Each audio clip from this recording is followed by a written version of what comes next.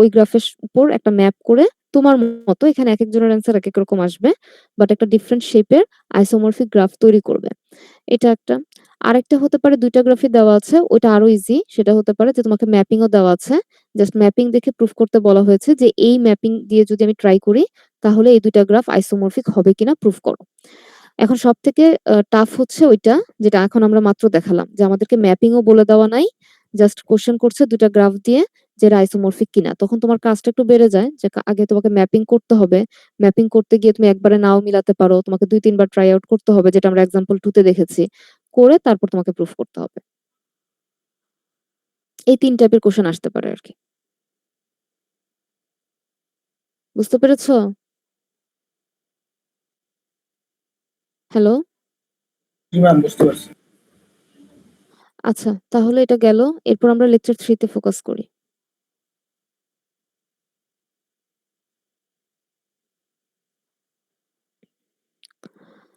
Lecture 3 তে আমাদের topic গুলো খেয়াল করো। ওয়াক। ওয়াকের কিছু ক্লাসিফিকেশন ছিল, ওপেন ওয়াক, ক্লোজড ওয়াক। তারপর আসছে ট্রেইল। ট্রেইলেরও ২ টা ক্লাসিফিকেশন ছিল, ওপেন ট্রেইল, ক্লোজ ট্রেইল, এবং পরবর্তীতে ক্লোজ ট্রেইলকে আমরা ট্যুর বলতাম। তারপর আসছে পাথ। পাথেরও ২ টা পার্ট ছিল, ওপেন পাথ, ক্লোজড পাথ, এবং ক্লোজড পাথেরই নাম হয়েছিল সাইকেল। তারপরে একটা প্র্যাকটিস ছিল। এই এক্সাম্পলটা আমরা ক্লাসে ৩ টা সেকশন এটা করে দেখানো হয়েছে এবং সবাই নিজেরাই করেছো ক্লাসে। ডাইগ্রাফ বা ডিরেক্টেড গ্রাফ, এটার মধ্যে যে ভাগ করেছিলাম এটাতে ওয়েট অ্যাসাইন করা যেতে পারে, নাও যেতে পারে। এবং এখানে আরেকটা ক্লাসিফিকেশন ছিল ড্যাগ, ডিরেক্টেড এসাইক্লিক গ্রাফ। একটা হচ্ছে সাইক্লিক গ্রাফ আর একটা হচ্ছে ডিরেক্টেড এসাইক্লিক গ্রাফ। অ্যাপ্লিকেশনটা নিজেদের পড়তে বলেছিলাম, এটা ইম্পর্টেন্ট কিছু না, জাস্ট জানার জন্য। Connected graph, disconnected graph. খেয়াল করো, কোনো টপিকে প্রবলেম থাকলে জানিও। কানেক্টেড, ডিসকানেক্টেড, এবং ফাইনালি হচ্ছে ২ টা টপিক, কাট ভার্টেক্স এবং কাট এজ। মিস কাট ভার্টেক্স আর এজটা একটু বলে দিন। কাট ভার্টেক্স হচ্ছে এমন একটা পয়েন্ট আমাকে ফাইন্ড আউট করতে হবে যে পয়েন্টটা রিমুভ করলে কানেক্টেড কম্পোনেন্টের সংখ্যা বেড়ে যায়। এখন কানেক্টেড কম্পোনেন্ট বলতে কি, আমি যদি এখানে ফোকাস করি এই পুরো যে গ্রাফটা আছে এই গ্রাফটার কোনো অংশ কিন্তু ডিটাচড না, পুরোটা মিলে একটা কানেক্টেড কম্পোনেন্ট। এখন এখান থেকে যদি আমি এরকম কোনো ভার্টেক্স খুঁজে বের করতে পারি যেটা রিমুভ করলে পুরো গ্রাফটার একসাথে কানেক্টেড থাকবে না, ২ টা আলাদা পার্ট বা ২ এর অধিক পার্টে ভাগ হচ্ছে, মানে মেইনলি আমাদের কানেক্টেড কম্পোনেন্টের সংখ্যা ১ থেকে বাড়তে হবে, এটা হচ্ছে ফ্যাক্ট। এখন আমি যদি এই পয়েন্টটা খুঁজে বের করি, এটাকে যদি আমি রিমুভ করি তাহলে ফিগারটা কেমন হবে? এইরকম। এই যে মাঝে একটা ডিটাচড, তাহলে এটা কানেক্টেড কম্পোনেন্ট 1, এটা কানেক্টেড কম্পোনেন্ট 2। তাহলে V4 কে আমি কাট ভার্টেক্স বলতে পারি। একইভাবে আমি যদি V5 কে রিমুভ করে দেই তাহলে কি হবে? তাহলে এখানে একটা কানেক্টেড কম্পোনেন্ট থাকবে, এই পাশে একটা কানেক্টেড কম্পোনেন্ট থাকবে। তার মানে এখানেও কানেক্টেড কম্পোনেন্ট 1, কানেক্টেড কম্পোনেন্ট 2। কিন্তু এই ২ টা বাদে দেখো আর কোনো কাট ভার্টেক্স নেই। ধরো তুমি এটাকে চিন্তা করো, এটাকে যদি রিমুভ করো কি হবে? এটাকে রিমুভ করলে ফিগারটা হবে এই শেপের। স্টিল দেখো পুরোটা একসাথে কানেক্টেড। এখানে টোটাল একটা কানেক্টেড কম্পোনেন্ট আছে। কোনোভাবেই কেউ ডিটাচড হয়নি বা আইসোলেটেড হয়নি। কাট ভার্টেক্স ক্লিয়ার হয়েছে? জি ম্যাম। আর কাট এজ এর বিষয়টা হলো একই জিনিস, ভার্টেক্স দিয়ে বলতেছি, এটা হচ্ছে এজ দিয়ে। এমন একটা এজ আমাকে ফাইন্ড আউট করতে হবে যেটা রিমুভ করলে আমার কানেক্টেড কম্পোনেন্টের সংখ্যা বেড়ে যাবে। যেমন আমি যদি এখানে ফোকাস করি, এই যে এই এজটা আমি যদি এটাকে রিমুভ করে দেই তাহলে কি হবে? ইএফ আলাদা হয়ে যাবে আর নিচের পার্টটুকু আলাদা হয়ে যাবে। তার মানে কানেক্টেড কম্পোনেন্ট 1, কানেক্টেড কম্পোনেন্ট 2। কিন্তু যদি এরকম হতো আমি ভিতর থেকে এই যে এটাকে রিমুভ করে দিয়েছি তাহলে কি হতো? পুরোটাই তো কানেক্টেডই আছে। একই তো বিষয়। তাহলে তখন কিন্তু এটা কাট এজ হতো না। ঠিক আছে? জি ম্যাম। আচ্ছা। তাহলে এইটুকু ছিল কাটেজ পর্যন্ত। এটুকু শেষ। এখন আমরা ৪ নাম্বারে যাব।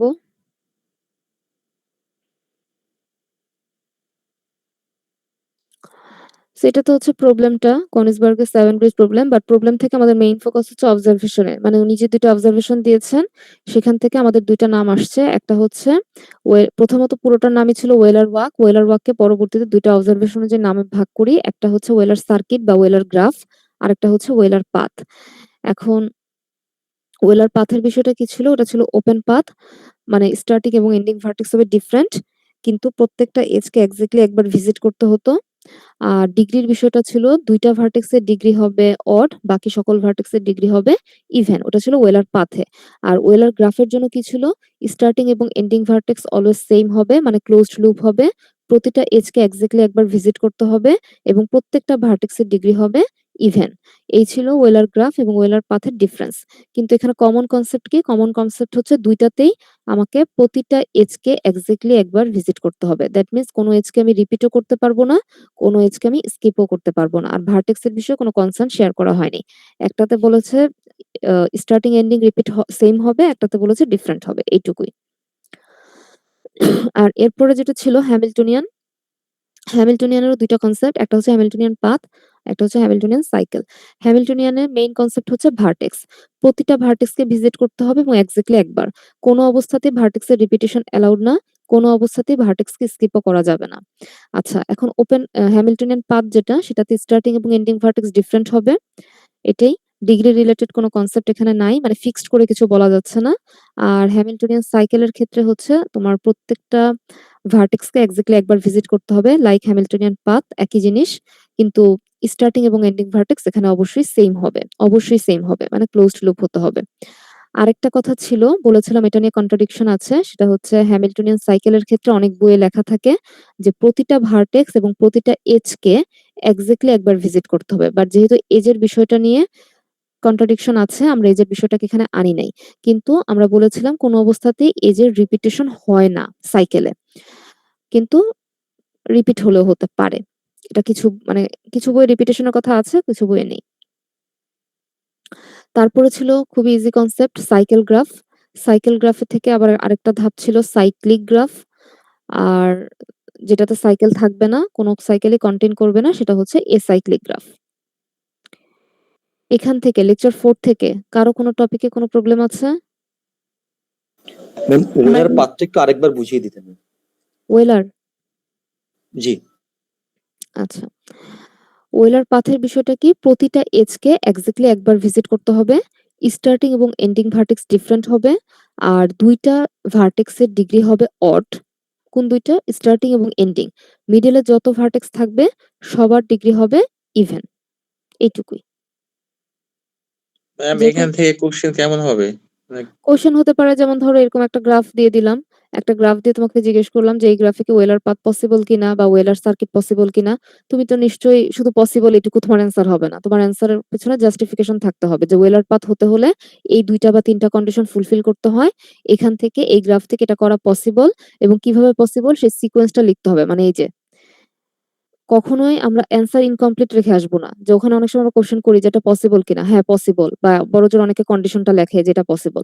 কিন্তু করা যে পসিবল সেটার যে প্রুফ যে হ্যাঁ করার পরে এই অ্যান্সারটা আসবে, সেটা বেশিরভাগের খাতায় থাকে না। যদি পসিবল না হয়, হ্যাঁ পসিবল না এবং কেন পসিবল না সেই ব্যাখ্যাটা থাকবে। আর পসিবল হলে পসিবল কন্ডিশন কোনটা মিট করেছে সেটা, এবং পসিবল হওয়ার পরে সেই সিকোয়েন্সটা কি, সেটা পাথ হোক, সাইকেল হোক, যেটাই হোক, সেই ফাইনাল অ্যান্সারটা যেন অবশ্যই খাতায় থাকে। ওয়েলার পাথ ক্লিয়ার হয়েছে? জি ম্যাম। আচ্ছা। তাহলে এই টপিক থেকে আর কোনো এই লেকচার স্লাইড থেকে আর কোনো সমস্যা নেই। তাহলে আমরা লেকচার 5 এ সুইচ করি।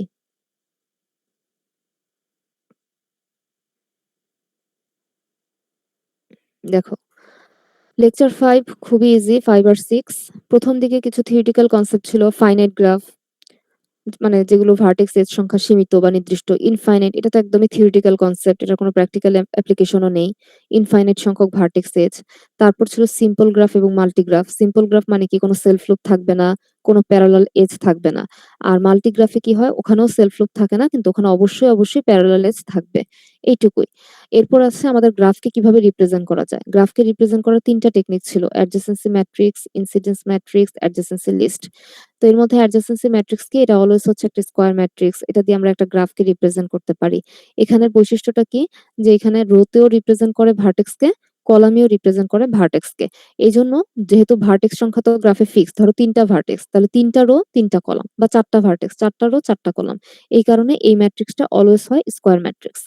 আচ্ছা, যদি ভার্টেক্স মানে এ এর সাথে বি কানেক্টেড হয়, কানেক্টেড বলতে এখানে আমরা ডিরেক্টলি কানেক্টেড বুঝাচ্ছি।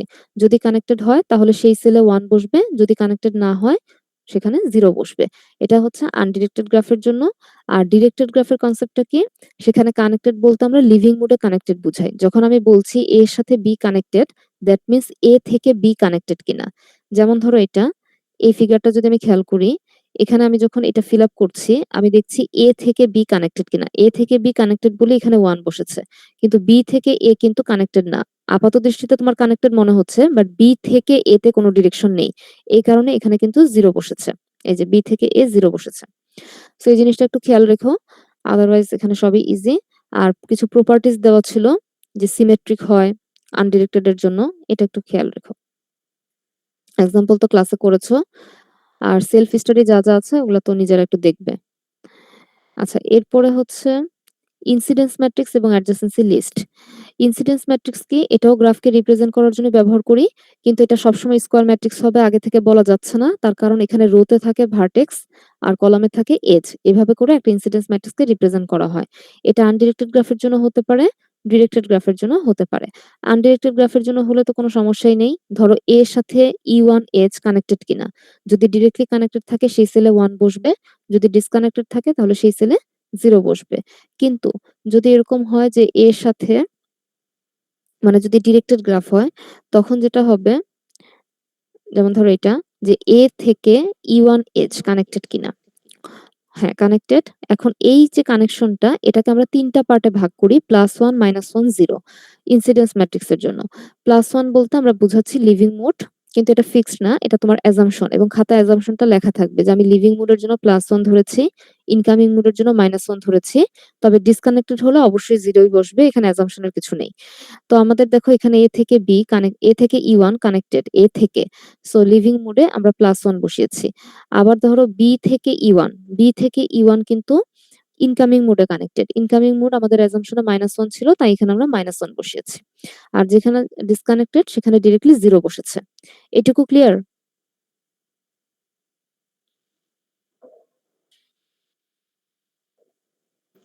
জি ম্যাম। আচ্ছা, এরপরে হচ্ছে অ্যাডজেসেন্সি লিস্ট। অ্যাডজেসেন্সি লিস্টের কনসেপ্ট কি? যতগুলো ভার্টেক্স থাকবে ততগুলো সেপারেট লিস্ট হবে। 3টা ভার্টেক্স, তাই 3টা লিস্ট বসেছে। এই ভার্টেক্সের সাথে যারা ডিরেক্টলি কানেক্টেড তাদের সেই ভার্টেক্সের কারেসপন্ডিং লিস্টে সেই সকল ভার্টেক্স ইনক্লুডেড হবে। এটা হচ্ছে আনডিরেক্টেড এর জন্য সিম্পল কনসেপ্ট। ডিরেক্টেড এর জন্য কি হচ্ছে? আমরা ওই লিভিং মোডটা দেখব। A থেকে B কানেক্টেড, A থেকে C কানেক্টেড। তার মানে A এর লিস্টে B আর C বসবে। B থেকে দেখো লিভিং মোডে কেউ কানেক্টেড নেই, 2টাই ইনকামিং, এজন্য বি এর লিস্টে কেউ নেই। তুমি একটা ব্ল্যাঙ্কও রাখতে পারো, নালও লিখতে পারো। সি এর দেখো, সি এর লিস্টে আউটগোয়িং মোডে শুধুমাত্র বি কানেক্টেড। সো এই হচ্ছে অ্যাডজেসেন্সি লিস্ট। এটুকুই ছিল। এই লেকচার স্লাইড থেকে আর কোনো সমস্যা আছে? অ্যাডজেসেন্সি ম্যাট্রিক্স, ইনসিডেন্স ম্যাট্রিক্স এবং অ্যাডজেসেন্সি লিস্ট, এই 3টা টপিক থেকে কারো কোনো কোয়েরিজ আছে?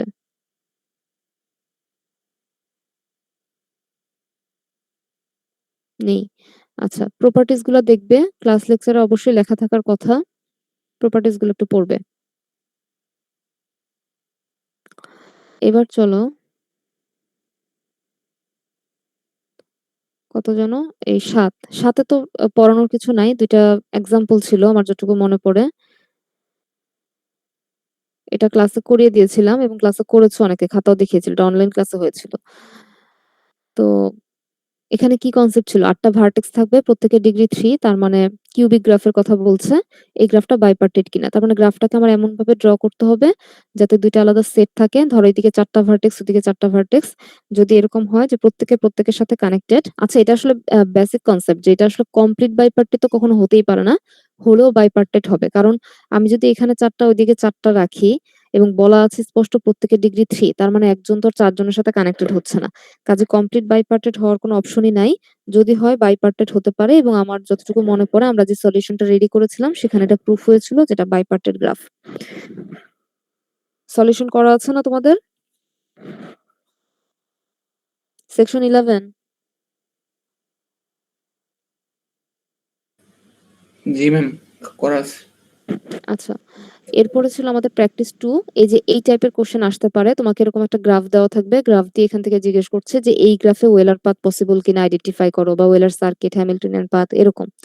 তো যখন এটা বলবে তোমার কাজ হচ্ছে প্রথম লাইনে অ্যান্সারটা লেখা যে পসিবল কিনা, এবং দ্বিতীয় লাইনে হচ্ছে দ্বিতীয় প্যারাগ্রাফের বিষয়টা হচ্ছে কেন পসিবল, ওয়েলার পাথ হতে হলে কি কি কন্ডিশন ফুলফিল করতে হয় সেই 2টা বা 3টা কন্ডিশন লেখা, এবং এই ক্ষেত্রে এই গ্রাফে সেই কন্ডিশনগুলো কিভাবে মিট করেছে সেটা।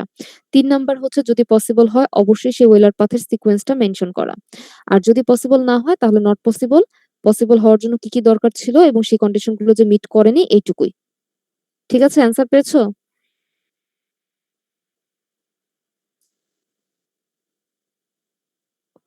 এরপর হচ্ছে লেকচার 8।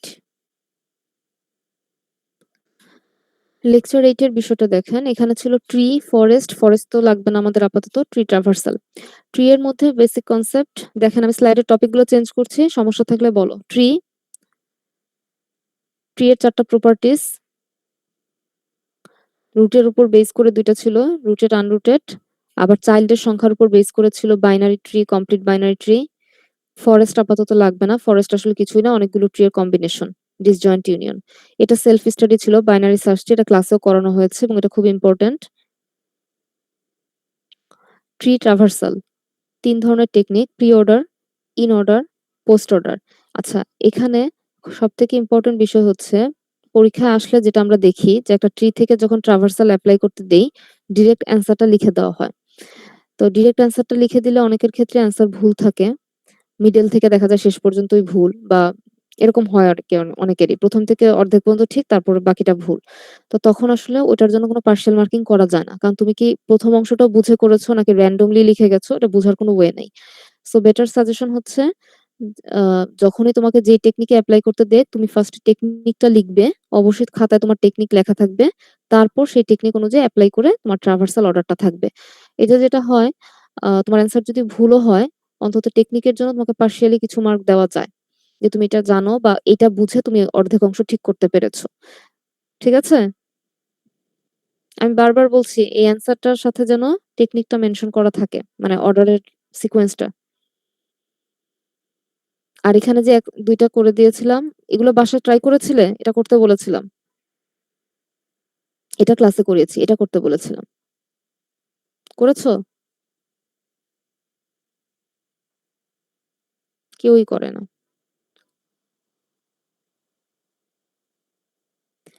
এই চ্যাপ্টার থেকে আর কোনো কোশ্চেনের প্রবলেম আছে কোনো টপিকে? লেকচার 8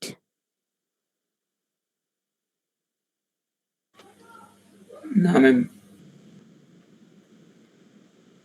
তো ফাইনালি লেকচার 9, এটা তো আমরা লাস্ট দিনই পড়েছি, বিএফএস ডিএফএস।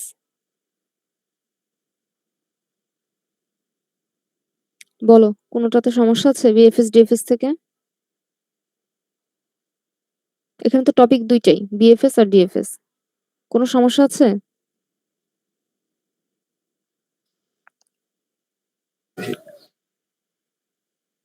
কেউ মনে হয় কিছু বলছো, শুনতে পাচ্ছি না।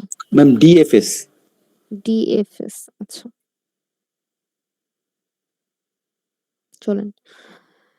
ডিএফএস এর বিষয়টা কি? Depth first search. আমরা এটাকে 3টা পার্টে ভাগ করেছি। প্রথম পার্ট ইনিশিয়ালাইজেশন, দ্বিতীয় পার্ট এক্সপ্লোরেশন, তৃতীয় পার্ট টার্মিনেশন।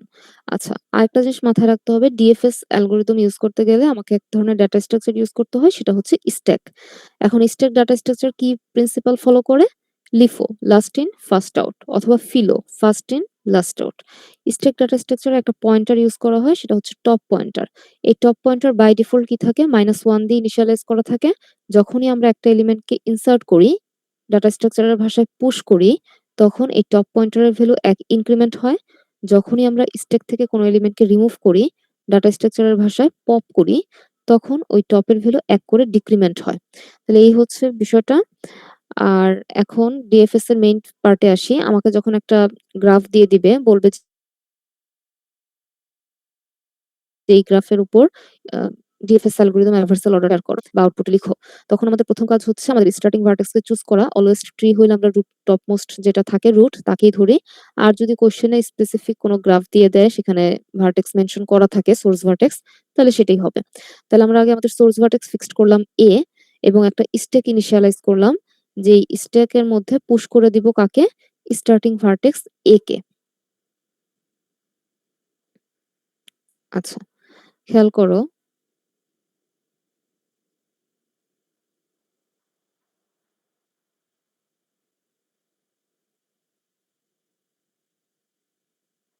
এখানে আমরা A কে পুশ করেছি। ঠিক আছে? এখন পুশ করার পরে আমাদের কাজ হচ্ছে এক্সপ্লোরেশন পার্টে সুইচ করা।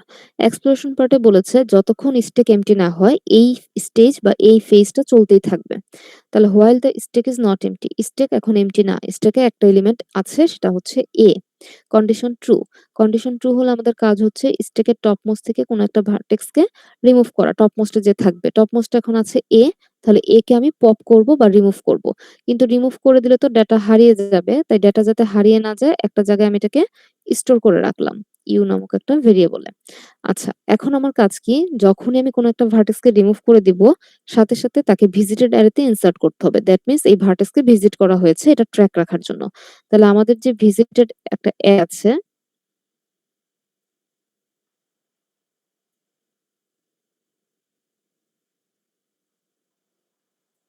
সেই অ্যারের মধ্যে আমরা কাকে রাখলাম? A কে। এরপর আমাদের কাজ কি? For each unvisited neighbour of the popped vertex. A মানে পপড মানে A ভার্টেক্স এর যত আনভিজিটেড নেইবার আছে। A ভার্টেক্স এর নেইবার আছে ২ জন, B এবং C। এখন আনভিজিটেড কিনা ট্র্যাক করলাম কিভাবে? দেখলাম B এবং C কেউই ভিজিটেড অ্যারেতে নেই, সো দুজনই আনভিজিটেড। তাহলে ২ টা ভার্টেক্স এর জন্য ফর লুপ ২ বার ইটারেট করবে। কি বলা হয়েছে? স্ট্যাকে তাদেরকে পুশ করতে। তাহলে একবার B পুশ হবে, একবার C পুশ হবে। আমরা প্রথমে C কে পুশ করলাম, তারপর B কে পুশ করলাম। এটার কোনো রুলস নেই, তুমি চাইলে উল্টাটাও করতে পারো। আচ্ছা, এখন ঘুরে আবারও আসলো। যেহেতু while loop, while the stack is not empty, stack empty না, বরং স্ট্যাকে ২ টা এলিমেন্ট আছে B এবং C। বলেছে pop a vertex from the top of the stack, তাহলে B কে পপ করতে হবে। B কে পপ করে আমরা এখানে স্টোর করে রাখলাম। এবং বলেছে ভিজিট দ্য পপ ভার্টেক্স, তাহলে B কে আমরা ভিজিটেড হিসেবে ট্র্যাক করে ফেললাম। For each unvisited neighbour of the pop vertex, B এর নেইবার কারা? B এর নেইবার A, D, E, এর মধ্যে A কে দেখতে পাচ্ছি অলরেডি ভিজিটেড অ্যারেতে এক্সিস্ট করছে। সো আনভিজিটেড ভার্টেক্স হচ্ছে D এবং E, ২ বার ফর লুপ ইটারেট করবে এবং ২ বার আমাকে স্ট্যাকে পুশ করতে হবে। তাহলে ধরো আমি আগে E কে পুশ করলাম, তার উপরে আমি কাকে? D কে পুশ করলাম। আচ্ছা, এখন আমাদের কাজ কি? while the stack is not empty, স্ট্যাকে এখন ৩ টা এলিমেন্ট আছে D, E, C। তাহলে টপে আছে D, D কে আমরা পপ করে দিব। D কে পপ করে দিয়ে আমরা এইখানে স্টোর করে রাখলাম এবং ভিজিটেড হিসেবে তাকে আমরা এখানে ট্র্যাক করলাম। এরপরে কি বলেছে? For each unvisited neighbour of the pop vertex, মানে D এর যত নেইবার আছে, D এর নেইবারে একটা B এবং B অলরেডি ভিজিটেড, সো এই ফর লুপ একবারও ইটারেট করবে না, নতুন করে স্ট্যাকে কোনো কিছু পুশ করার নেই। ঘুরে আসলো আবার while the stack is not empty, স্ট্যাকের টপ মোস্টে এখন আছে E, তাহলে E কে যদি আমরা পপ করি এবং এখানে আমরা E কে রাখলাম এবং E কে ভিজিটেড হিসেবে ট্র্যাক করে ফেললাম। তারপর বলেছে E এর যত নেইবার আছে, E এর নেইবার শুধুমাত্র B যেটা already visited, so for loop একবারও ইটারেট করবে না, কোনো কিছু নতুন করে পুশ হবে না। while the stack is not empty, স্ট্যাকের টপ মোস্টে আছে C, সো C কে আমরা পপ করলাম, এখানে স্টোর করলাম এবং ভিজিটেড অ্যারেতে আমরা ট্র্যাক করলাম। এখন বলেছে for each unvisited neighbour of the pop vertex, C এর যত নেইবার আছে, C এর নেইবার আছে A যেটা অলরেডি ভিজিটেড, সো পপ নতুন করে কোনো কিছু পুশ করার নেই, ফর লুপ ইটারেট করবে না। আবারও ঘুরে আসলো while the stack is not empty, but এবার আমি চেক করে দেখলাম যে স্ট্যাকটা কমপ্লিটলি এম্পটি হয়ে গেছে। তাহলে while লুপের কন্ডিশন যেহেতু ফলস, সে আর স্টেপ 2 তে থাকবে না, সে জাম্প করবে স্টেপ 3 তে। স্টেপ 3 তো আর নতুন কিছু না, সিম্পল হচ্ছে টার্মিনেশন পার্ট। টার্মিনেশন পার্টের কাজ কি? ভিজিটেড অ্যারেটাকে রিটার্ন করে দেওয়া।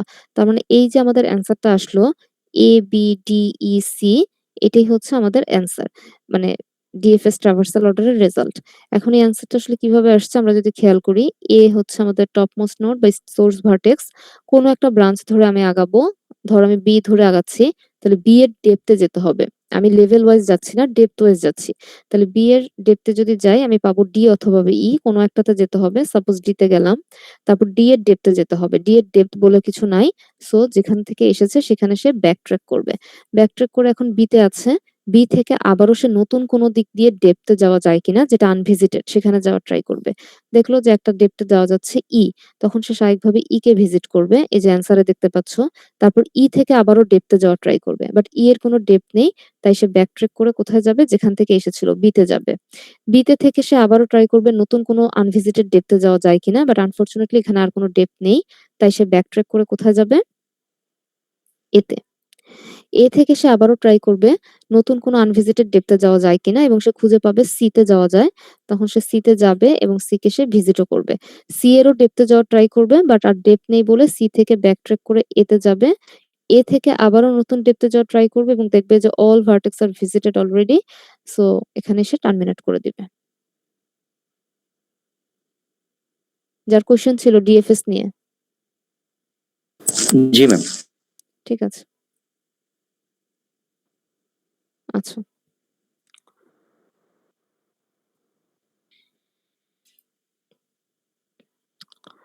তাহলে আমাদের সবগুলো লেকচারই আমরা রিভিউ দিলাম, মানে যার যেটাতে প্রবলেম আছে।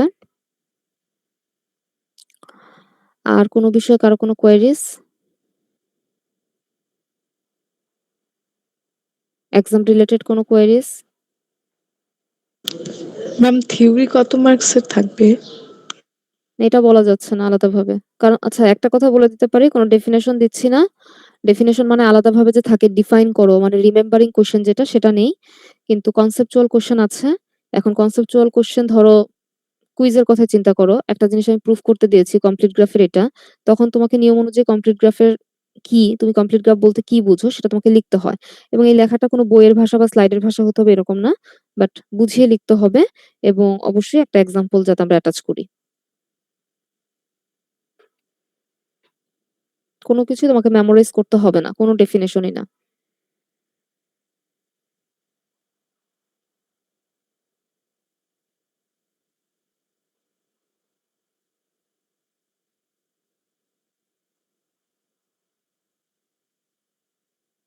আর কোনো কোয়েরিজ?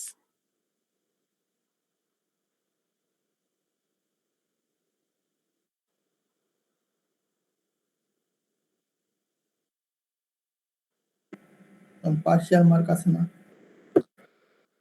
পার্শিয়াল মার্ক আছে, ওই যে বললাম পার্শিয়াল মার্ক যদি থাকে, এই যে ধরেন একটা এক্সাম্পল দিলাম ট্রি ট্রাভার্সালের। এখন এমন যদি হয় আপনি শুধু ট্রাভার্সাল অর্ডারটা লিখে আসছেন এবং সেই অর্ডারটার কিছু অংশ ঠিক কিছু অংশ ভুল, কিন্তু কিভাবে করেছেন কোনো টেকনিকও লেখেন নাই, তখন আমার পক্ষে বোঝা সম্ভব না যে বাকিটাও বুঝে লিখেছিলেন নাকি কপি পেস্ট। তো সেক্ষেত্রে কোনো পার্শিয়াল মার্কিং নাই। যদি আপনি মিনিমাম একটা টেকনিক লেখেন যে আপনি এইটুকু জানতেন, তখন আমি কিছুটা পার্শিয়াল মার্কিং করতে পারবো। আর বিএফএস, ডিএফএস পরীক্ষা কিভাবে লিখতে হবে সেটা তো বলা আছেই। পার্শিয়াল মার্কিং আছে, দেওয়া সম্ভব হলে দিব, কিন্তু এমন হলে তো কিছু করার নাই যে পুরোটা অ্যান্সারই ভুল বা যতটুকু জায়গায় পার্শিয়াল মার্কিং করা যেত সেটাও খাতায় মিসিং, তখন তো আর কিছু করার নেই। বুঝতে পারছি।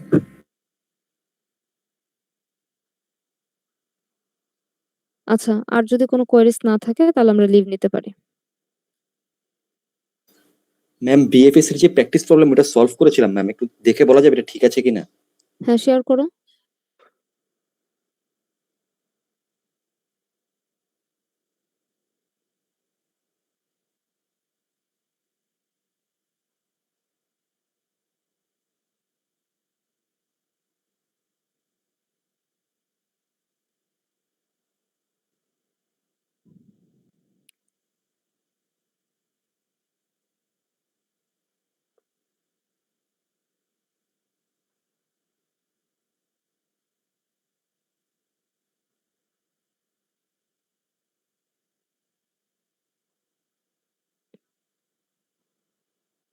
তুমি কি পিসিতে নাকি মোবাইলে? ম্যাম মোবাইলে। তাহলে ক্যামেরা দিয়ে অন করো।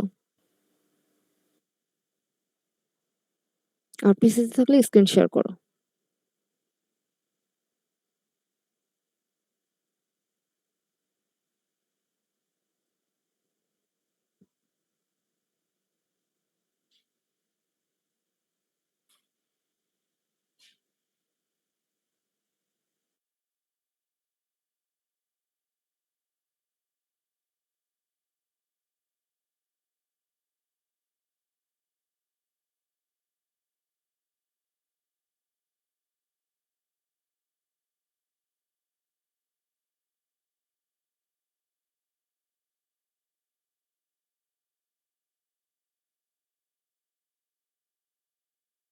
ফাহাদ,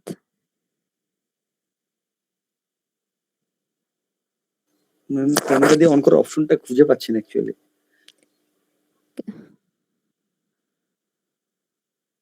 ক্যামেরা, ভিডিও ক্যামেরা যেটা আরকি সেটা অন করো। অন করে ওটা তো যে সোয়াপ করা যায়, ব্যাক ক্যামেরা দিয়ে দিবে তখন সাথে, সাথে।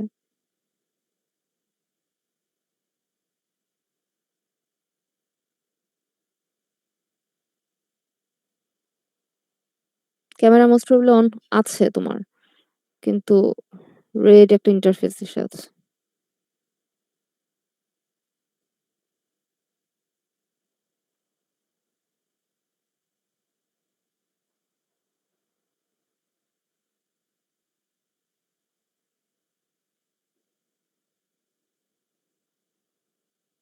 ক্যামেরা অন করেছো না?